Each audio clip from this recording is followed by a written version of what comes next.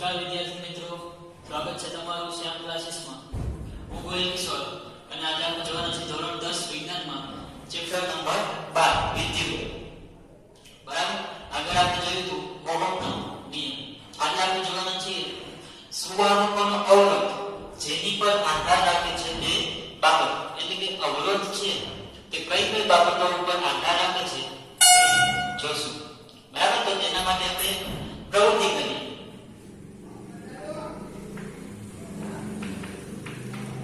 આ પ્રવૃત્તિની અંદર તમારે એક પરિપથ તૈયાર કરવાનો છે. બરાબર, આકૃતિમાં દર્શાવેલ પ્રમાણે એક પરિપથ તૈયાર કરવાનો છે. તેમાં એક બેટરી જોડવાની છે, એક એમીટરને સમાંતર જોડવાનું છે અને એક કળ જોડવાનું છે. હવે જે આ જગ્યા છે તેમાં જે બે પરિપથની અંદર બે છેડા વચ્ચેની જગ્યા છે તેમાં સૌપ્રથમ આપણે L લંબાઈનું નિક્રોમનું તાર લગાવવાનું છે. બરાબર, કેનો તાર? નિક્રોમનો તાર. નિક્રોમનો તાર ચાર ધાતુઓમાંથી બનાવવામાં આવેલો છે: નિકલ, ક્રોમિયમ, મેંગેનીઝ અને લોહ. બરાબર, તો આ L લંબાઈનો નિક્રોમનો તાર આપણે આ પરિપથમાં જોડવાનો છે અને પ્લગમાં કળ ભરાય. બરાબર, આ જેવું જ્યારે એવું આવે કે કળમાં પ્લગ ભરાય અને એમાં સમજવાનું કે એની અંદર વિદ્યુત પ્રવાહ પસાર કરીએ છીએ. બરાબર, આ બેટરી વડે વિદ્યુત પ્રવાહ પસાર કરવામાં આવે ત્યારે જે આ એમીટર છે તેની અંદર કઈ રીડિંગ બતાવશે, કઈ મૂલ્ય બતાવશે. બરાબર, તો એ મૂલ્ય આપણે જોવાનું છે. ક્યારે? જ્યારે L લંબાઈનો નિક્રોમનો તાર જોડેલો હોય ત્યારે. બરાબર, હવે ધારો કે તે 10 એમ્પિયર મળે છે. બરાબર, ખાલી ધાર પકડ. હવે તે દૂર કરી L લંબાઈનો નિક્રોમનો તાર એની જગ્યાએ હવે 2L લંબાઈ, જેની લંબાઈ જે આપણે પહેલા લીધી હતી L લંબાઈ, એના કરતા 2 ગણી લંબાઈ ધરાવતો નિક્રોમનો તાર લેવાનો છે. બરાબર, આપણે હવે 2L લંબાઈ નિક્રોમનો તાર લેશું. ફરીથી પાછો બેટરી વડે વિદ્યુત પ્રવાહ પસાર કરીશું. તો જ્યારે આપણે લંબાઈ બમણી કરીએ છીએ, 2L લંબાઈનો નિક્રોમનો તાર લઈએ છીએ, ત્યારે એવું જોવા મળે છે કે એમીટરનું અવલોકન અડધું થઈ જાય છે. એટલે કે વિદ્યુત પ્રવાહ જ્યારે 2L લંબાઈનો નિક્રોમનો તાર આપણે જોડીએ છીએ ત્યારે વિદ્યુત પ્રવાહ છે તે અડધો થઈ જાય છે. વિદ્યુત પ્રવાહ શું થઈ જશે? વિદ્યુત પ્રવાહ અડધો. બરાબર, એવું શું કામ? વિદ્યુત પ્રવાહ અડધો શું કામ થઈ જાય છે? કારણ કે આપણને ખબર છે કે કોઈ પણ વાહક છે તેની અંદર વિદ્યુત પ્રવાહનું નિર્માણ ઇલેક્ટ્રોન કરે છે. તો જો અહીંયા આપણે વાહકતાની અંદર એના પરમાણુઓ આવેલા, બરાબર, અને તેની અંદર ઇલેક્ટ્રોન ગતિ કરતા હોય. બરાબર, એક છેડેથી બીજે છેડે ઇલેક્ટ્રોન ગતિ કરતા હોય ત્યારે આપણે કહી શકીએ કે તેમાં વિદ્યુત પ્રવાહ પસાર થાય છે. જો અહીંયા જે ઇલેક્ટ્રોન છે તેને આવા ઓછા પરમાણુઓ વચ્ચેથી ગતિ કરીને એક છેડેથી બીજે છેડે તરફ જાય છે. એટલા માટે તેમાં આકર્ષણ બળ, જ્યાં પરમાણુઓ છે તેના દ્વારા આકર્ષણ બળ ઓછું લાગશે. એટલા માટે આપણને વિદ્યુત પ્રવાહ વધુ મળે છે. જ્યારે બીજો તાર છે નિક્રોમનો 12 લંબાઈનો, તો એની અંદર આવા પરમાણુઓની સંખ્યા કેવી હશે? ખૂબ જ વધારે. એટલે જે ઇલેક્ટ્રોન ગતિ કરીને જાય છે તેને વધારે પરમાણુઓમાંથી પસાર થઈને જવું પડશે. બરાબર, તેથી આ પરમાણુ દ્વારા આ ઇલેક્ટ્રોનની ગતિ અવરોધાય છે. એના આકર્ષણ દ્વારા તેની ગતિ અવરોધાશે. એટલા માટે વિદ્યુત પ્રવાહ મળે છે અડધો. બરાબર, એટલે 2L લંબાઈનો વિદ્યુત પ્રવાહ મળશે અડધો. હવે જે પહેલા તાર લીધો હતો એટલી જ લંબાઈ, બરાબર, લંબાઈ એટલી જ લેવાની છે, પણ જાડાઈ કેવી છે લેવાની છે? એના કરતા 2 ગણી, એટલે કે આ છેદનું ક્ષેત્રફળ વધારે હોય એવો નિક્રોમનો તાર લેવાનો છે, જેની જાડાઈ પહેલા કરતા 2 ગણી હોય. તો શું જોવા મળશે? હવે તેને અહીંયા તમે પ્રતિબંધમાં જોડી અને વિદ્યુત પ્રવાહ પસાર કરવાનો છે. તો એવું જોવા મળશે કે વિદ્યુત પ્રવાહ વધુ મળે છે. બરાબર, એટલે કે જે એમીટર છે તેની અંદર વિદ્યુત પ્રવાહ વધુ મળશે, વધુ હોય છે. બરાબર, ધારો કે 15 એમ્પિયર મળે છે. એવું શું કામ? આપણે જાડાઈ 2 ગણી કરી તો વિદ્યુત પ્રવાહ શું લેવાનું? વધુ મળ્યો. તો જે આ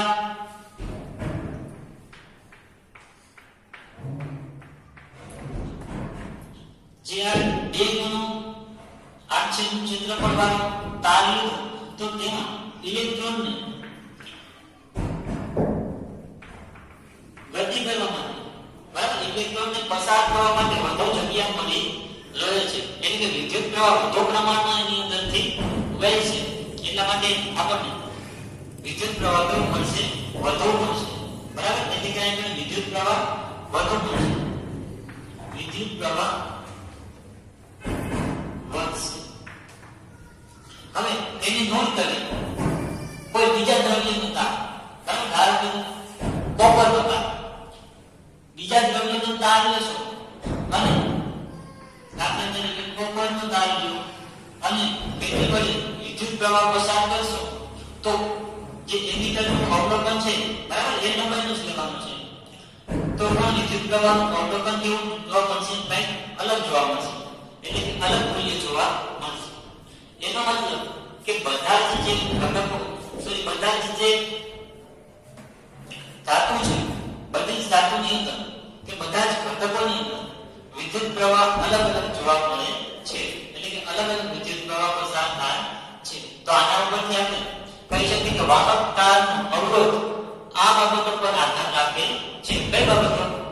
તો પેલું છે તેની લંબાઈ, બરાબર, વાહકતાનો અવરોધ લંબાઈ ઉપર આધાર રાખે છે. લંબાઈ વચ્ચે વિદ્યુત પ્રવાહ ઘટશે, બરાબર. જેમ લંબાઈ ઓછી તો વિદ્યુત પ્રવાહ વધુ મળશે. બીજું, તેના આડછેદના ક્ષેત્રફળ, એટલે કે એની જે જાડાઈ છે, બરાબર, એનું ક્ષેત્રફળ છે, તેના ઉપર આધાર રાખશે. ક્ષેત્રફળ વધશે તો વિદ્યુત પ્રવાહ પણ કેવો થશે? વધશે. ત્રીજું છે તેના દ્રવ્યની જાડાઈ, એટલે કે બધા જ પ્રકારના દ્રવ્યોની અંદર વિદ્યુત પ્રવાહ છે તે અલગ અલગ જોવા મળે છે. આ પ્રવૃત્તિ ઉપરથી આપણે તારણ કાઢી શકીએ કે દ્રવ્યનો અવરોધ તેની લંબાઈના સમપ્રમાણ, બરાબર, દ્રવ્યનો જે અવરોધ છે તે તેની લંબાઈના સમપ્રમાણમાં હોય છે. એટલે કે r એટલે અવરોધ, ચલે છે l એટલે લંબાઈ, કે r ચલે છે l, અવરોધ છે તે લંબાઈના સમપ્રમાણમાં હોય છે. જો લંબાઈ વધે તો અવરોધ વધે, જો લંબાઈ ઘટશે તો અવરોધ ઘટશે, બરાબર. એટલે અવરોધ છે લંબાઈના સમપ્રમાણમાં અને તેના આડછેદના ક્ષેત્રફળના વ્યસ્ત પ્રમાણમાં હોય છે. એટલે કે r ચલે છે 1/a, એટલે આડછેદનું ક્ષેત્રફળ, બરાબર, તેના કેવા છે? વ્યસ્ત પ્રમાણમાં. કઈ રીતના? કારણ કે આડછેદનું ક્ષેત્રફળ વધુ હોય તો વિદ્યુત પ્રવાહ પસાર થતો તો વધુ, એટલે કે અવરોધ ઓછો લાગતો તો વિદ્યુત પ્રવાહ વધારે પસાર થતો હતો, બરાબર. એટલે જેમ ક્ષેત્રફળ વધશે, જાડાઈ વધશે તો વિદ્યુત પ્રવાહ વધશે અને એનો અવરોધ ઘટશે, બરાબર. એટલે r ચલે છે 1/a. હવે જો બંને સમીકરણને ભેગા કરીએ, સમીકરણ 1 અને 2 ને સંયુક્ત રૂપે લખતા તો શું મળશે? r ચલે છે m upon a. જો બંનેને સંયુક્ત રૂપે લખીએ તો કઈ આ રીતના મળે કે r ચલે છે l upon a. હવે જો ચલની નિશાની કાઢી હોય તો શું કરવું પડે? કોઈ અચળાંક મૂકવો પડે. જો આપણે ચલની નિશાની કાઢશું તો કોઈ અચળાંક મૂકીશું તો r બરાબર અચળાંક મૂકીએ છીએ ρ l upon a. બરાબર આ સૂત્ર તમને યાદ રાખવાનું છે r બરાબર ρ છે તે સમપ્રમાણતા અચળાંક છે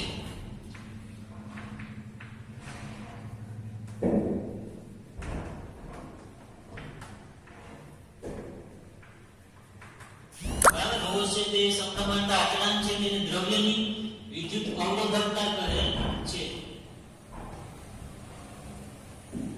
દ્રવ્યની વિદ્યુત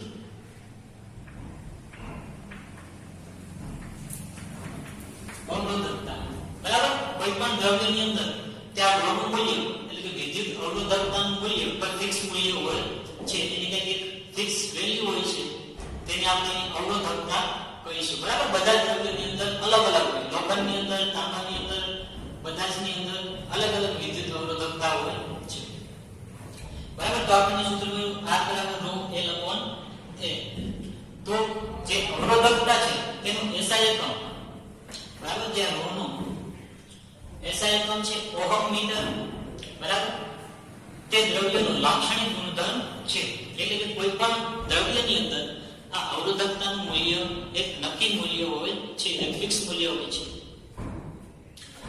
ધાતુ અને મિક્સ ધાતુની અવરોધકતા ઓછી હોય છે બરાબર જે ધાતુઓ છે અધાતુઓ એની અવરોધકતા ખૂબ જ ઓછી હોય છે તેથી આપણે એનો ઉપયોગ જ્યાં વાહકો છે વાહક તારોની અંદર કરીએ છીએ કેટલી હોય 10⁻8 ઓહમ મીટર થી 10⁻6 ઓહમ મીટર સુધી હોય બરાબર એટલે ખૂબ જ ઓછી હોય જ્યારે અધાતુ હોય તો તેની અવરોધકતા વધુ હોય બરાબર અધાતુની અંદર અવરોધકતા વધુ હોય એમાં વિદ્યુતપ્રવાહ ઝડપથી પસાર થશે નહીં કેટલી હોય 10⁻12 થી 10⁻12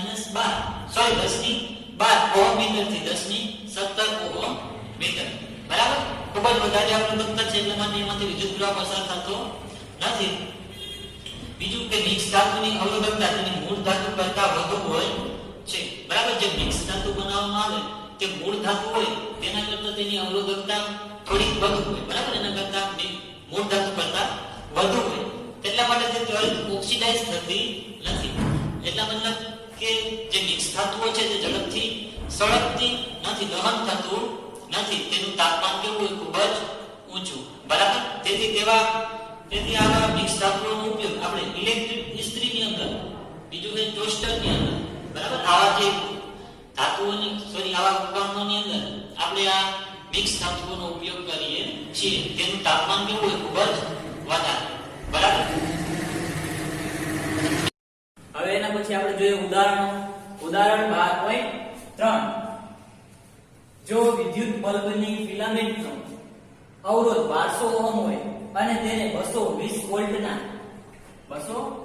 વોલ્ટના પ્રાપ્તિશાંક સાથે જોડવામાં આવે તો વિદ્યુત બલ્બ કેટલો વિદ્યુત પ્રવાહ ખેંચશે વિદ્યુત પ્રવાહ આપણે શોધવાનો છે એટલે કે I શોધવાનો છે આપણને શું આપ્યું શું છે 1200 ઓહમ એટલે R બરાબર 1200 ઓહમ અને બીજું શું આપ્યું છે વિદ્યુત સ્થિતિમાનનો તફાવત V બરાબર 220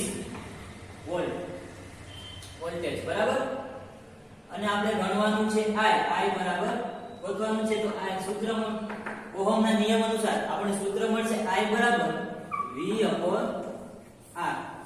તો I બરાબર V કેટલા છે 220 છેદમાં R કેટલા આપ્યા છે 1200 આનો તમે ભાગાકાર કરશો તો મળશે I બરાબર 0.18 અને વિદ્યુત પ્રવાહ એનો એકમ શું થશે એમ્પિયર એટલે I બરાબર તમને મળશે 0.18 એમ્પિયર હવે બીજો P જોઈએ વિદ્યુત હીટરની કોઇલનો અવરોધ 100 ઓહમ છે અવરોધ આપ્યો 100 ઓહમ તેને 220 વોલ્ટના પ્રાપ્તિશાંક સાથે જોડતા કેટલો વિદ્યુત પ્રવાહ ખેંચશે આમાં પણ આપણે I ગોતવાનું છે I શું છે R બરાબર 100 ઓહમ અને V બરાબર 220 વોલ્ટ ગોતવાનું છે આપણે I ઓહમના નિયમ અનુસાર I બરાબર V/R તો I બરાબર V કેટલા આપ્યા 220 છેદમાં R કેટલો આપ્યો છે ભાગાકાર કરશો એટલે મળશે 2.2 અને વિદ્યુત પ્રવાહનો એકમ થાય એમ્પિયર. I બરાબર 2.2 એમ્પિયર વિદ્યુત પ્રવાહ મળશે. એના પછી જોઈએ ઉદાહરણ 12.4. એક વિદ્યુત મીટરના બે છેડા વચ્ચે 60 વોલ્ટનું વિદ્યુત પ્રાપ્તિસ્થાન જોડતા તે પ્રાપ્તિસ્થાનમાંથી 4 એમ્પિયર વિદ્યુત પ્રવાહ ખેંચે છે. બરાબર, વોલ્ટેજ જ્યારે 60 વોલ્ટ હોય ત્યારે વિદ્યુત પ્રવાહ ખેંચે 4 એમ્પિયર. જો વિદ્યુત સ્થિતિમાનનો તફાવત 120 વોલ્ટ સુધી વધારવામાં આવે તો હીટર કેટલો વિદ્યુત પ્રવાહ ખેંચશે તે જોવાનું છે. જ્યારે આપણે વિદ્યુત સ્થિતિમાનનો તફાવત 120 વોલ્ટ સુધી વધારી દઈ તો વિદ્યુત સ્થિતિ ત્યારે આપણે વિદ્યુત આ હીટર છે કેટલો વિદ્યુત પ્રવાહ ખેંચશે તે I શોધવાનો છે. તો પહેલા આપણને આપ્યું છે V1 બરાબર 60. જ્યારે વિદ્યુત પ્રવાહ ત્યારે આપ્યું છે 4 એમ્પિયર. બરાબર, તો આપણે તેનો અવરોધ પહેલા ગોતીએ. તો અવરોધ ની પડશે ઓહમના નિયમ અનુસાર I બરાબર V upon R થશે ઓહમનો નિયમ. તો આપણે R ગોતવો છે તો R બરાબર V upon I થશે. તો R બરાબર V આપ્યા છે 60 વોલ્ટ અને વિદ્યુત પ્રવાહ 4 એમ્પિયર. 15 ચોક 60 એટલે 15 ઓહમ. અવરોધનો એકમ થશે ઓહમ. બરાબર, તો આપણને મળ્યો અવરોધ ત્યારે 60 વોલ્ટના પ્રાપ્તિસ્થાન સાથે જોડવામાં આવે ત્યારે. હવે વિદ્યુત પ્રવાહ ગણીએ જ્યારે વોલ્ટેજ લઈને 120 વોલ્ટ અને વિદ્યુત પ્રવાહ રહેશે અવરોધ થશે 15 ઓહમ. ત્યારે આપણે શું કરવાનું છે? ત્યારે મીટર છે કેટલો વિદ્યુત પ્રવાહ ખેંચશે તે એટલે કે આપણે I ફાઇન્ડ કરવાનો છે. તો I બરાબર V upon R. તો I બરાબર V કેટલા છે? કેટલા સુધી વધારવામાં આવ્યો? 120 અને અવરોધ છે 15. બરાબર, ભાગાકાર કરશો 15 18 120. તો I બરાબર મળશે 8 અને I એટલે કે વિદ્યુત પ્રવાહનો એકમ થશે એમ્પિયર. એટલે I બરાબર 8 એમ્પિયર. ત્યારે 120 વોલ્ટ સુધી વધારવામાં આવે ત્યારે આ વિદ્યુત મીટર છે તે 8 એમ્પિયર જેટલું વિદ્યુત પ્રવાહ ખેંચશે. હવે એના પછી જોઈએ ઉદાહરણ 12.5. 1 મીટર લંબાઈ ધરાવતા વાહક તારનો અવરોધ 20 સેલ્સિયસ તાપમાને અવરોધ 26 ઓહમ છે. જો તારનો વ્યાસ 0.3 mm વ્યાસ આપ્યો છે 0.3 mm હોય તો આપેલ તાપમાને ધાતુની અવરોધકતા આપણે ગોતવાની છે. અવરોધકતા એટલે તો લંબાઈ આપી છે બરાબર 1 મીટર, અવરોધ આપ્યો છે R બરાબર એને વ્યાસ આપ્યો છે 0.3 mm મિલીમીટર. બરાબર, તો મિલીમીટર ને આપણે પેલા મીટરમાં ફેરવીશું 0.3 ભાગ્યા 1000 કરશું એટલે મીટર ની અંદર આવશે. એટલે 3 ગુણ્યા આ 3 0 ઉપર જશે એટલે 3 ગુણ્યા 10 ની માઈનસ 4 તો મીટરમાં આવી જશે. અવરોધ આપ્યો છે R બરાબર 26 ઓહમ. હવે આપણે અવરોધકતા રો ફાઇન્ડ કરવી છે તો સૂત્ર મૂકશું R બરાબર રો L upon A. અવરોધકતા ગણવી છે એટલે એને સૂત્રનો કરતા બનાવીએ તો રો બરાબર R A upon L. બરાબર, આવું સૂત્ર મળશે આપણને. રો બરાબર રો બરાબર R કેટલા છે 26 ઓહમ ગુણ્યા A એટલે 8 છેદનું ક્ષેત્રફળ. એટલે જે તાર છે તેનું 8 છેદનું ક્ષેત્રફળ કેટલું થશે? પાઈ r સ્ક્વેર. બરાબર, ગોળ તારનું 8 છેદનું ક્ષેત્રફળ થશે પાઈ r સ્ક્વેર છેદમાં l. બરાબર, અહીંયા જોઈશું નાખી આપણે r રાખીએ કરીશું બીજે પૂરા રો બરાબર r ગુણ્યા પાઈ m ના ગુણ્યા r. આપણે ત્રિજ્યા નથી એટલે વ્યાસ આપેલો છે એટલા માટે વ્યાસ બરાબર શું થાય? ત્રિજ્યા બરાબર શું થશે? V/2 એનો સ્ક્વેર છેદમાં L બરાબર આમ થશે તો rho બરાબર R ગુણ્યા પાઈ ગુણ્યા d ઉપરનો સ્ક્વેર થશે d સ્ક્વેર છેદમાં આ બે છે તે છેદનો છેદ છે તો એ અંશનો છેદ એ તે ક્યાં જશે છેદમાં અને 2 નો વર્ગ થશે 4 ગુણ્યા l બરાબર આવું થશે હવે આની અંદર આપણે બધી વેલ્યુ મૂકી દઈએ તો rho બરાબર r ને 26 ઓહમ ગુણ્યા પાઈ ની કિંમત 3.14 ગુણ્યા d 3 ગુણ્યા 10 ની -4 ઘાત આખાઈનો વર્ગ છેદમાં 4 ગુણ્યા l કેટલો છે 1 તો જ્યારે આનો તમે ભાગાકાર કરશો તો rho બરાબર તમને મળશે 1.84 ગુણ્યા 10 ની -4 બરાબર ઓહમ મીટર આપણે કીધું હતું કે આ કયા ધાતુની અવરોધકતા હશે તો આ મેંગેનીઝ ધાતુ છે તેની અવરોધકતા આટલી હશે